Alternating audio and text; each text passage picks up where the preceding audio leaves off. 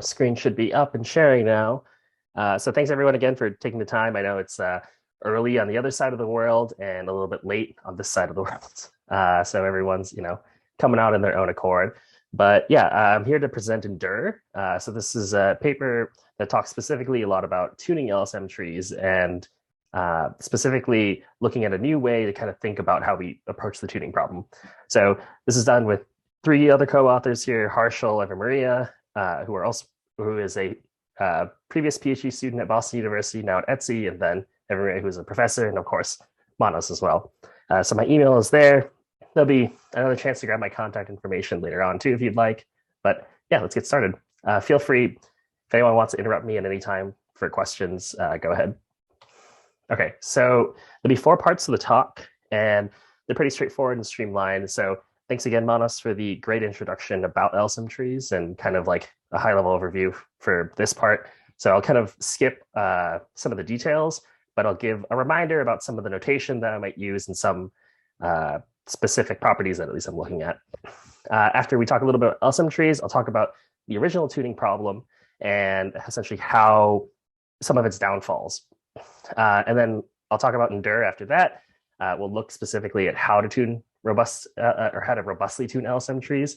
And then lastly, we'll take a look at essentially Endure's performance on a real database. So in this instance, we use RocksDB, but once we get there, I'll give some more details. Cool. Okay, so one more thing. So there's like really just 4 items that I really want to talk about with LSM trees before we start. But at least in this paper, usually if I talk about L0, we usually need the buffer. So essentially any level past L0 is going to be on disk. And within volatile memory or RAM here, there's really 2 kind of specific portions of memory that I care about in an LSM tree. mBuff, which essentially is the amount of memory that you allocate towards your write buffer, and then mFilter. In this instance, mFilter is specifically labeled for all of your Bloom filters that you'll have, right? Additionally, commonly, we also use T for size ratio, and this is specifically the growth factor between files, between levels from 1 to 2, 2 to 3, etc. And lastly, we denote compaction policy as pi, and we really only look at the 2 kind of classic policies that Manos talked about earlier, which was tiering and leveling. So I know that there are other policies like L leveling or kind of dynamic policies that kind of mix and match like specific levels to have different classic compaction policies. But at least in this analysis, because kind of the academic community, at least we kind of look at kind of the simple cases, I'm looking specifically at just 2 compaction policies, tiering and leveling, right? So pi, T, and mFilt are kind of like the decision variables that we'll be using today. Note that because you have like a certain amount of main memory, mBuff can just be determined by whatever you choose mFilter to be. Okay, so Manos kind of preluded a little bit on how we kind of formulate the robust tuning, or formulate the tuning problem in general.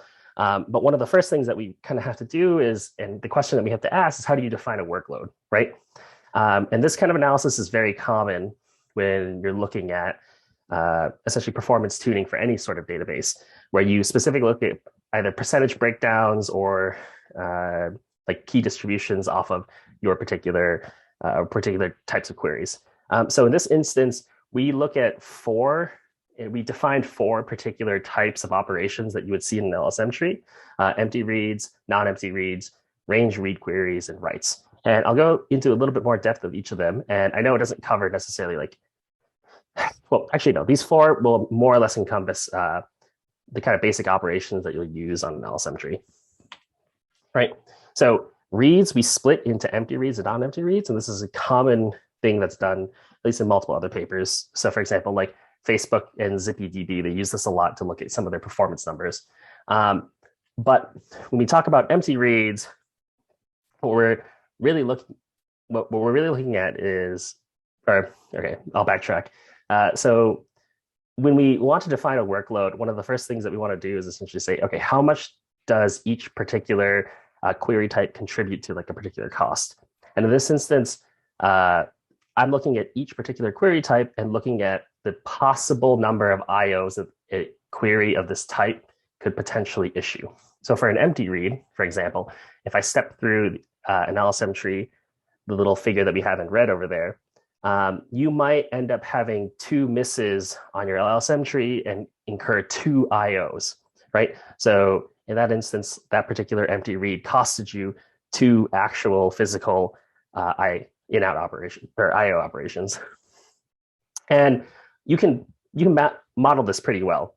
So for any particular LSM tree, you're basically just looking at an empty read being the probability or the sum of the probability of false positives that you have, right? And this can be looked at based off of how much memory you allocate towards a Bloom filter.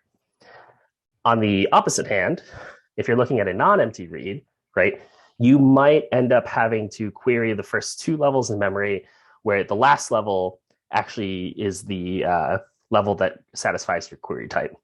And in that instance, you get a little bit more complicated of like an IO count, but it is still pretty simple to kind of reason about. So for every particular non-empty read, the number of IOs that you could expect is the probability of that particular query being satisfied over at a particular level I. And you would need to consider all the false positives from any levels that you've read before you satisfy your queries. This notation, yeah. Secondly, we have some of our 2 other operations, range reads and writes. So in particular, when you look at range reads, we all know that the number of IOs that you're going to have is based off of your selectivity, right? So to model the number of IOs, you really just need to know the percentage of your key range that you expect range queries to kind of dominate over. Secondly, you know that at every level, a range query is going to need about 1 IO per seek to take a look at what spot in the level your range query is satisfied. For writes, on the other hand, so writes are a little bit harder of an operation to reason about in terms of the number of IOs that it would incur. So we know that writes almost feel instantaneous because of the fact that when you issue a write, that key is always immediately put into the buffer, right? But the effects that writes have in terms of total number of IOs for the lifetime of the tree really depends on the number of compactions that a write is going to trigger, right? So again, one of the first things, right, because a single write feels instantaneous, but you only see like one page IO once the buffer is full, you have to take that in consideration. But the second portion is you can count the number of IOs that a write might trigger based on the average number of merges that a particular write participates in, right? So for example, if you start out in an empty tree, the first writes that you do will essentially participate in all L merges. And so the point is not necessary to go over each of these formulas to take a look, but what I'm saying, but the point at least of me to dissect kind of these 4 different query types is for us to at least understand what am I talking about when I talk about a particular workload. So in this instance, I'm really looking at the number of IOs that certain queries will induce on a tree and the different types of IOs that exist. Okay.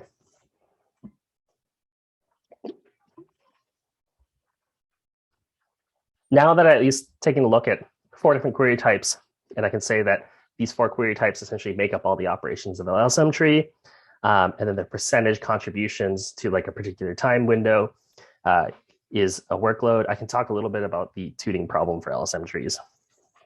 So when we take a look, this is more of a universal, this is like universal language that you can essentially see for almost all database problems. So if you have a particular workload, so in this instance, we have empty queries, non-empty queries, range reads and writes, and you have a particular design. So in this instance, you have specific variables that you need to make decisions on. So in this particular instance, for an LSM tree, you might look at the number of bits that you want to allocate towards your Bloom filter memory, your size ratio, and a particular compaction policy. If you take those two things and you combine them together with essentially an estimated cost, and you can kind of pick a cost to optimize over. So whether it's throughput, I/O operations, time latency, but you need some sort of language to be able to describe exactly what you're optimizing for. All of us are essentially, when we tune a database, we solve this exact same problem, right? So we're essentially we're trying to find a particular tuning that minimizes a cost based off of a workload, right? And this is true basically for any database that you're looking at. Now, what's wrong with, okay, so if I backtrack, what is it wrong with phrasing?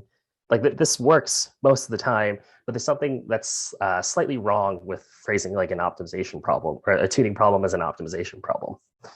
And we can kind of look at it, we can kind of look at the problem by first examining what a workload would look like, right? So in this instance, our workload is, we break things down to 4 operations. So it's a little bit hard to visualize overall, but I have a graph here of a probability simplex of just, if our workload vector was 3 operations, right? So if I combined reads and writes together as one axis and I kept range reads and writes as a separate axis, I'd have a probability simplex that you could essentially visualize all workloads. And here on the simplex, if I say, hey, I have a workload here, an expected workload that I want to tune like my LSM tree for based on that star, it might be actually pretty easy depending on what kind of system that you have to solve this problem. But in reality, one of the issues that you have is that your assumption on your expected workload is not always correct, right? So you might assume that the workload that you are going to see in deployment might be at that black star, but you might actually experience some other workloads around this expected workload. And if we take a look at what I would like to say the cost surface, right? So we can take a look, say, at the first cost surface. So if you know that your workload is the black star there, you can take a look essentially and plot out your choices that you have for like size ratio and Bloom filter memory. And this is a particular graph for just one of your compaction policies, right? And you can essentially find a minimum here to satisfy your best costs, whether it's IO, time, or latency. But if you look slightly in the neighborhood, or if you look slightly around essentially your expected workload, and you go somewhere pretty far off, right? You can see that you're going to have a totally different minima in these two instances, right? So I've labeled both like optimums with a pink dot here, and we can see that for one workload, the optimal configuration is not the same, right? Even though they might be close together on this probability simplex, they actually have fairly different workloads here, right? So the bottom workload there, you're looking at maybe like roughly the same size ratio, but you probably could get away with a lot less Bloom filter memory, right?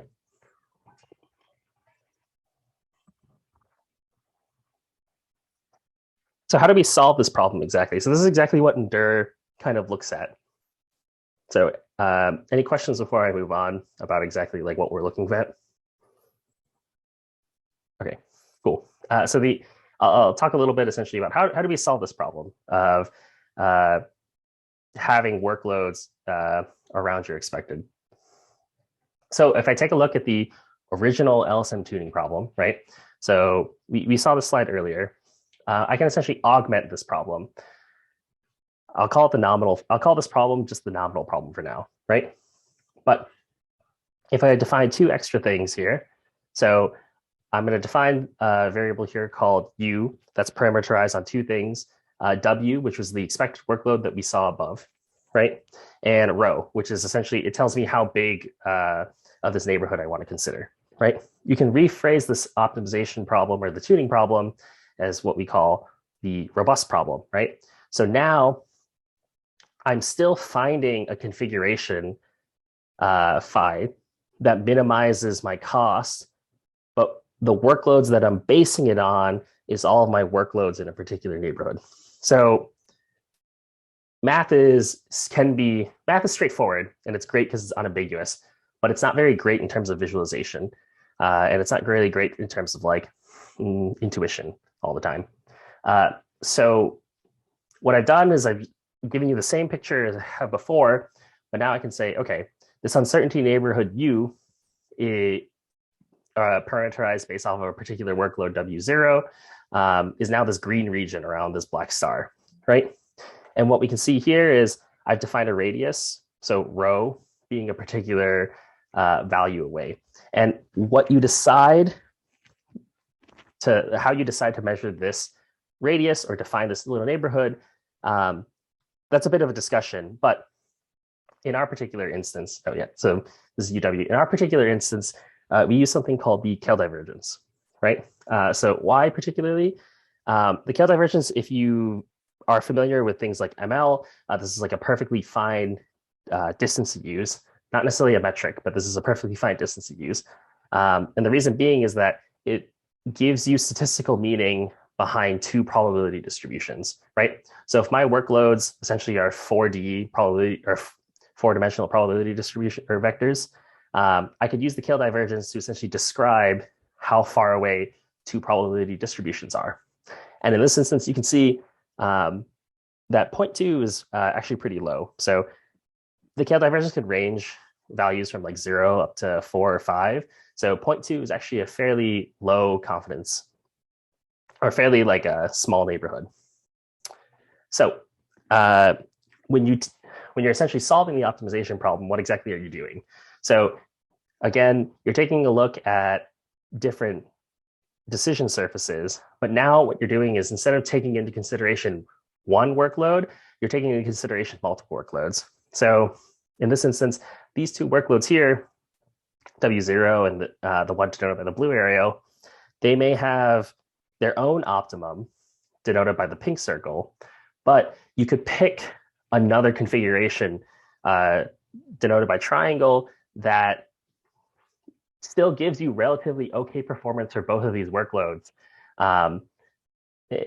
And more importantly, like not shown here, but remember that there are plenty of other workloads around, all in that green region that we see in the left. Okay, so how do we exactly do this though, right? Because it's pretty infeasible for us to essentially say, okay, I might have one expected workload and now I have like I have maybe a confidence interval or like some way to define like, what kind of other workloads I might see. But how do you actually go about solving this, right? Because this is a pretty exhaustive problem. If I had to go through and resolve a small minimization problem for every single workload in my particular neighborhood, you would never actually deploy a database at the end of the day, right? So at least in Endure, we take a look at the robust problem from like a very particular point of view. So from like an optimization point of view, and we look at essentially how could we possibly reformulate this to make it actually solvable, right? So first, some small notation here. I'm going to redefine our cost function for a second. So W in this instance is always a 4D vector. And then I'll say that our cost function now just takes in a tuning. And what the cost function puts out essentially is just the expected number of IOs per operation, right? So, and also in a 4D vector. So your cost function would give you the number of expected IOs per empty reads, non-empty reads, range queries, and writes. You take the sum of all of them, you multiply it by essentially the probability distribution, and now you have a number that would tell you essentially the average number of queries that you would get per IO, or average number of IOs that you would get per query, right? And we've seen this notation before, but essentially to solve this is the robust problem now, and how to exactly solve this, we need to take a couple steps into re-massaging the problem, but then also borrowing a couple things from the robust optimization community. So in the next couple slides here, I'm going to sketch out essentially how we solve the robust tuning problem. We first need to essentially rewrite this problem as a min-max in Formulate the Dual Problem. And the reason why we take a look at this essentially is, if you look at the left-hand side, this problem is like combinatorially exhaustive, because even if you could come up with a big enough uncertainty set, which is already a hard problem, but if you could come up with a big enough uncertainty set to cover essentially your parameterized row value, it would still take a while for you to solve, because you'd be solving essentially the same minimization problem for every single workload. So once we essentially do these first two small steps, which is rewriting and taking a look at a different side of the coin, we essentially borrow a result from the robust optimization community into how to solve the dual problem optimally, which I'll get into a little bit more detail in a moment. Okay, so beforehand, right? So we'll start off essentially with like the first couple things, which is rewriting the min-max, or the minimization problem into a min-max problem. So this is the exact same problem. It's just rewritten now as a min-max problem, right? So what I'm doing is I am minimizing the worst case workload amongst my uncertainty set. We can do a trick that we do in optimization all the time, which in order for me to get rid of a maximum or max problem, like a max subproblem inside a minimization subproblem, I can remove essentially that part of the objective, and I can place it as a constraint, right? So if I introduce a new variable beta, I can now parameterize my objective as minimizing beta, but beta essentially acts as a cap. It acts as like a cap in the worst case scenario. So in this instance, now the constraint is beta, which is my objective that I'm minimizing, must always be greater than my actual cost for every single workload in my uncertainty set.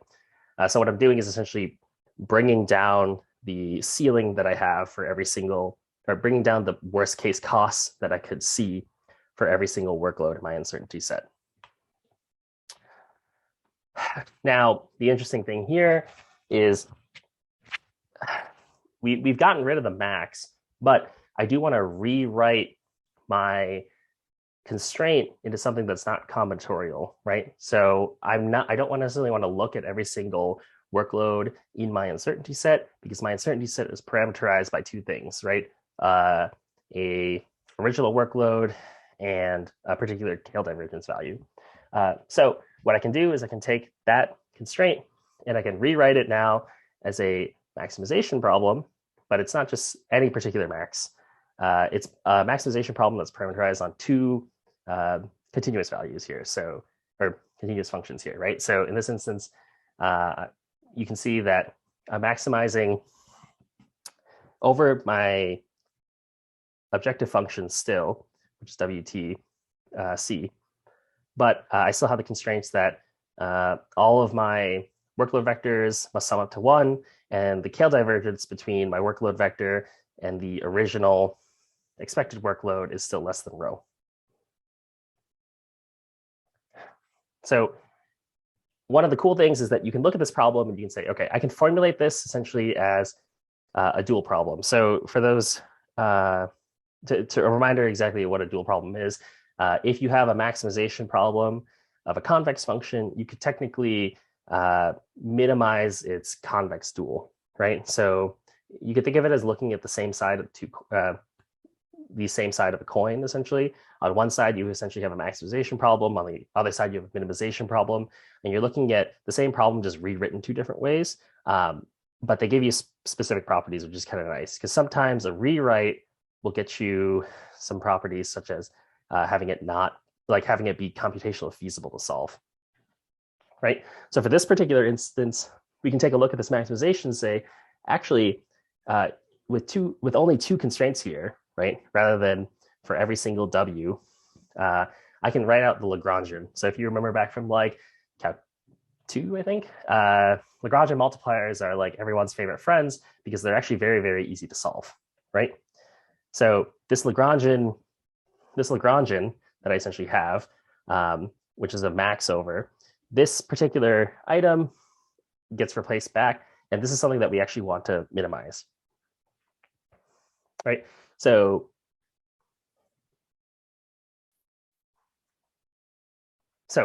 now that essentially I've written out this like small dual problem, I borrow a lemma specifically from Aaron Bentles. He's a professor, I believe, at MIT in the optimization community. But basically, for these particular classes of problems, solving, like if you minimize the Lagrangian, you receive the exact same solution as if you were to minimize the original cost function that you've seen. So we borrow a particular lemma from one of his papers. So in this particular instance, a configuration phi is the optimal solution to our particular robust tuning problem if and only if the minimization of Lagrangian is obtained for our Lagrangian multipliers, right? So what we've essentially done is we've said, oh, okay, this is actually awesome. So rather than having our particular problem before, which was the linear program that we first expressed as essentially being computationally infeasible, or not really infeasible, but it would take a pretty long time. Now we actually have a particular LP that is actually really, really easy to solve. This is something that you can essentially put into any normal solver. Like for our instance, we use Python and we use like one of their off-the-shelves optimizers. Right. Actually, yeah, to go back to this though, right? So to get from essentially the first line to the second line, because we're maximizing a Lagrangian, you can take the derivative of it and then to get the second portion down there. But now that we've essentially characterized a way to solve this dual problem, how does this all fit together, right? Because, okay, whoop-de-doo, we've found a way to solve this like harder problem, and now we made it into actually a pretty feasible problem to solve. But how does this fit into everything, right? So what Endure does is we essentially say, okay, now give me a workload characteristic. So again, this is like something that we see. This is the same graph that we saw before, but if you gave some, Endure will ask for a workload characteristic, and whether or not that's given via historical workload. So you could give Endure, say, 100,000 workloads, and it would take essentially the average like variance between the two to kind of come up with a neighborhood. Or if you don't have expected workloads to give, you could give it expected ranges per every query type. And in turn, it will still come up with essentially a small little neighborhood. You give Endure a couple additional items, such as your system information, so things like page size, your memory budget, and it'll crunch all these numbers to essentially solve the robust problem to give you a particular RocksDB configuration, right? In addition to all of that, it doesn't just give you the configuration, but it actually gives you a lot of expected performance characteristics. So all these graphs that I showed you are actually what Endure would like predict for that particular scenario.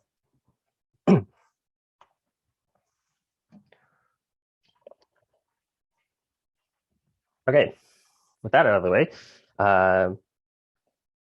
with the Endure pipeline done, we'll move on a little bit to at least talking about some of the evaluation portions. So essentially, how does tuning an LSM tree in this particular setting? What kind of performance benefits would you necessarily see, right? So the testing suite that we come up with, we essentially use Endure, or we programmed up Endure, the solver at least in Python, but we implement it side by side with RocksDB so that it would work in tandem. So essentially, you could use it essentially as you could think of it as like a Microsoft SQL advisor, right? That like you give Endure particular workload characteristics and other properties, and then it would tell you a particular RocksDB configuration to run. We came up with a small little benchmark to essentially take a look at how uncertainty would actually affect RocksDB. So what we have here on the right is essentially a bunch of different expected workloads, and they're categorized essentially by the percentage of each particular query type. And then in addition to these like 15 expected workloads, we just randomly sampled an additional 10,000 for probability or 4D probability vectors as additional workloads to take a look at.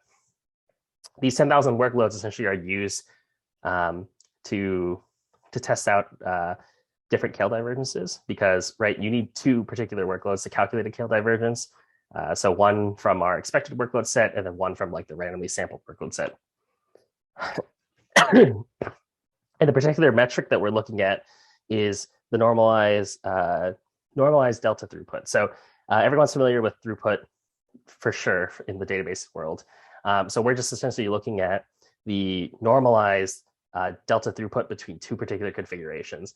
So you'll always see this as delta W of the nominal configuration versus the robust configuration. So anything greater than 0 will essentially be better for the robust. So for example, 0 would mean no difference. 1 would imply that the robust configuration has 2x higher throughput than nominal. And of course, negative numbers the other way around. Okay, so one of the first things that we wanted to look at to explore in the uncertainty benchmark is the idea of these different sort of query or different sort of workload configurations, right? So because we describe workloads as 4D vectors, we can essentially categorize them into multiple different scenarios per se. So for example, the uniform workload means that every single query type is respected equally. While on the other hand, a unimodal workload would be like a designer saying that I am confident that one particular workload is going to dominate my the types of queries that I'll see in the future, right? And what we see here is that so for these particular workloads listed in red and orange, so the red denotes uniform workloads, the orange denotes trimodal workloads, which is 3 workloads dominating, 3 query types dominating. We see that we don't get too much of a benefit, at least for the uniform. The reason being is that, actually before that, yeah. So we don't see too much of a benefit for the uniform. We see a little bit for the trimodal, but we definitely see much, much higher benefits when you have a single dominated query type or a dual dominated query type. And the reason being is we can kind of think about it from like a statistical perspective, right? Workloads that are very close to uniform, like uniform is the thing that essentially would describe most workloads. So when you have workloads that are close to uniform, you don't really actually have that much variation because all of your query types are pretty much accounted for, right? Only in situations where you kind of disregard one query type or 2 query types will you actually see bigger performance or potential performance gains. Secondly, we want to take a look essentially at, okay, what happens as your uncertainty increases? So here, what I have is a graph. I have 4 different graphs here, and these are all essentially the same uncertainty set. So on the x-axis is you have your KL divergence between the observed workload and the expected workload. So this is one of the indexes on the uncertainty set. So W11 is a trimodal workload in which you don't expect any writes at all, right? So 33% empty reads, 33% non-empty reads, 33% range reads, and 1% writes.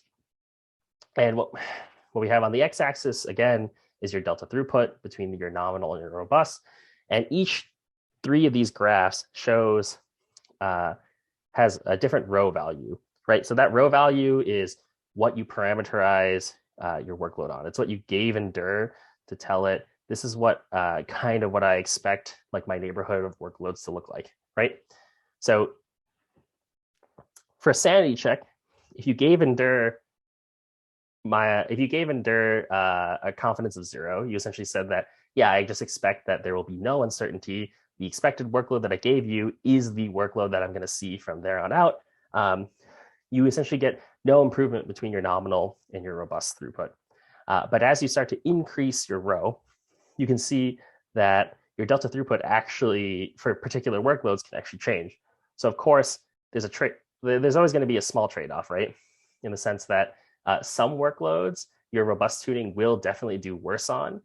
But for most of your workloads, your robust tuning actually does pretty well. And this is because of the case, right? That there are not that many workloads that could be close by. Like you're more likely to see workloads that are a little bit further away from your expected, right? And the cool part is what we see here is as you increase the uncertainty that you like give in dir, your potential performance loss is not very large. It's actually kind of stable throughout different values of rho, but your ceiling, the potential performance increase that you gain, is pretty high, looking at almost like 4x over.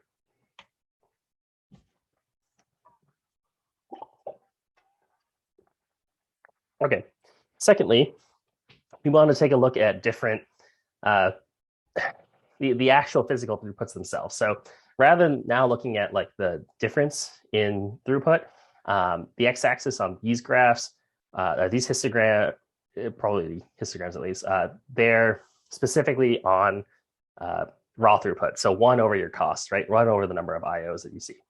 And again, what we see on the left here, right, is there are 2 tunings for the robust and the nominal. So you can see that both of them, so in dir, when I give it rho value 0, the robust, or in dir, gives you a recommendation to have a size ratio, a huge size ratio actually, of 46, with the number of bits per element on your Bloom filters to be about 4.5.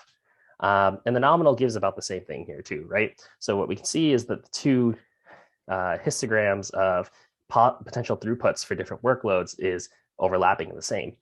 But as you start to increase your rho value, what we can see here is that your potential throughput over time, not over time, but your potential throughput as you start to account for variability in your workload, that average throughput only goes up, right? So at like rho equals 1, you can see that the peak of the green histogram is shifted much further right than the gray histogram. And that kind of makes sense, right? So for this particular workload where you like don't expect any writes, if all of a sudden you were to have more than 10% of your incoming queries all of a sudden become writes, you'd actually want probably a smaller size ratio and a larger write buffer, right? Which is indicated by when rho is equal to 1, your size ratio goes down to 8, and your Bloom filter bits per memory goes down to 1. Another item that I wanted to take a look at is the relationship between uncertainty and rho. So what we have here are 2 heat graphs. So on the x-axis, you have rho value. Again, this is the value that you give in dir to give confidence, to figure out how much it should tune, how much uncertainty it should tune with. And on the y-axis is the kill divergence. So this is between essentially the actual observed kill divergence on your executed workload versus the workload that you tune for. So right on the left is a particular workload where it's dominated by half empty reads and half writes. On the right is a workload that we just saw earlier, which was no writes at all. Everything is split evenly between the 3 types of reads. And delta throughput is represented on the color here, or on the color bar here, right? So what we essentially see is exactly what we should expect. If you match your the rho value, the uncertainty that you gave in dir, to what you might potentially observe, you do see benefits. But on the contrary, if, for example, you don't tune with any uncertainty at all, and you start to see some sort of like workload drift, or you start to see essentially the observed workload differ pretty far from your expected workload, you'll see some pretty lower performance at the end of the day, below 0 in this instance. Okay, and last but not least, so I'm running out of time, but that's okay here because these are basically the last experiments, and probably the most interesting of the bunch. So we wanted to take a look essentially now at different workload sequences and how essentially changing workloads over time would actually look in like a production setting, right? So we set up a RocksDB instance with 10 million unique key value pairs of size, like kilobyte. So we're looking at like a 200 gigabyte RocksDB instance to start off with. So some of us, it might be a little bit small, maybe to others it might be large, but with how many different configurations that we're like blowing through to do this test, I need to keep it semi-reasonable. So each dot that you see on this little graph here represents an observation period of 200,000 queries, right? And then we break essentially we take this dot and then we say every 5 dots is one observation session, right? So the whole total ordeal is I'm running 6 million queries on the database, and depending on the configuration, it may take a little bit longer or not.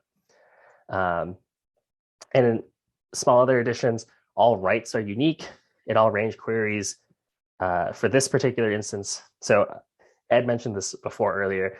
If you know that you have a lot of range queries, like LSM trees might not essentially be like the best data structure to use. So we actually take a look and we say, okay, in a normal case, your average range queries are going to be short range queries. So we're looking at limiting range queries to be about 1 to 2 pages per level, or causing about 1 to 2 IOs per level. So the selectivity essentially being very, very, very low.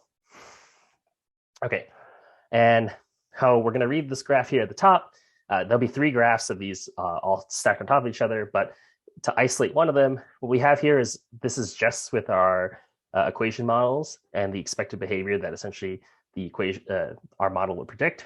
But in green, you have a particular tuning that was given by Endure, and then in black is your normal nominal tuning. So this is what, like, if you solve the optimization problem just outright, this is what you would get. And on the y-axis, you essentially have the average number of IOs per query. And so for every 5 observation periods, we have this small observation session, and we kind of categorize them into different things. And you can see the breakdown of query type percentages in each of them. So we're going to take a look at a bunch of workload sequences that first have no writes, because writes will inherently change the write state of the database. So we'll start off with that, but then we'll move on again to this exact graph, except with writes in every session. Okay, so at the top is what we predicted with essentially our model. The second graph here is what we predicted on the system, right? So these are raw IO counts on a particular system that we're using in our lab, and I can give you details about exactly what hardware that was in a moment. But what we can see here is that for this particular robust tuning on RocksDB, the actual system IO matches very, very, very, very well, actually, with the model IO. In fact, it matches almost in terms of like empirical, in terms of actual numeric value, right? And what we can see, though, is exactly the kind of performance that you actually want out of a robust tuning, right? That for this particular tuning, in the top right, you have essentially the 2 workloads. So the workload that it was tuned on was W7, which is this workload that's split half reads and half writes. And what we can see is because both of these tuning expected writes, but got no writes at all, they both don't actually do super well, but we see the robust doing much better, because it accounts for the fact that, okay, you might actually have as many writes as you originally expected, right?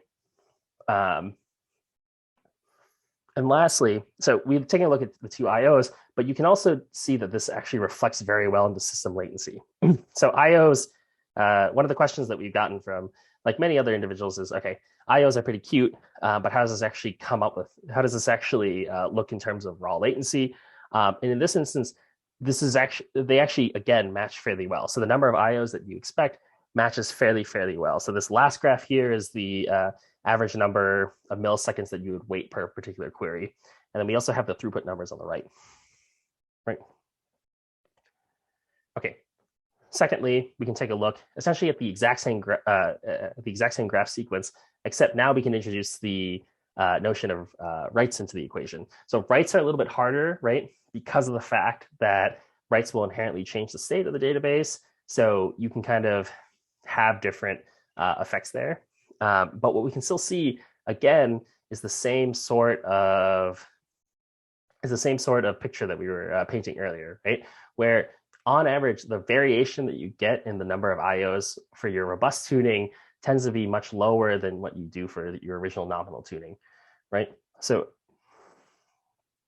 and if we look at the system latency, this again translates very well. So your robust system latency, again, is like the variation is much lower. One of the key points to point out here on that 5th session that was dominated by writes, one of the things that you see is that because LSM trees buffer writes, again, the system, because we buffer writes, you basically see all writes as like instantaneous writes. And the penalty that you pay really only comes up in background IOs. Yeah. Okay. So that was a lot, but thank you again for listening to this talk. So to summarize everything here, because this is the last slide here. So we talked a lot about essentially workload uncertainty and how essentially this makes nominal tunings suboptimal, right? So the classic idea of how we tune databases needs to be slightly changed or tweaked, right? So we introduce Endure, which essentially augments this tuning process by taking a look essentially at neighborhoods of workloads and really bringing that into the equation when you make these tuning process or tuning decisions. And then once we figured that out as like from a math perspective, we took that and we integrated Endure into RocksDB to see how it performed on real world systems. And we can see that, yeah, it actually performs fairly well. Thank you again to everyone for coming. This work in particular was sponsored by Red Hat, IBM, and a couple NSF grants. You can find my website there and my Twitter handle as well if you have any other questions about this particular topic. Thanks so much.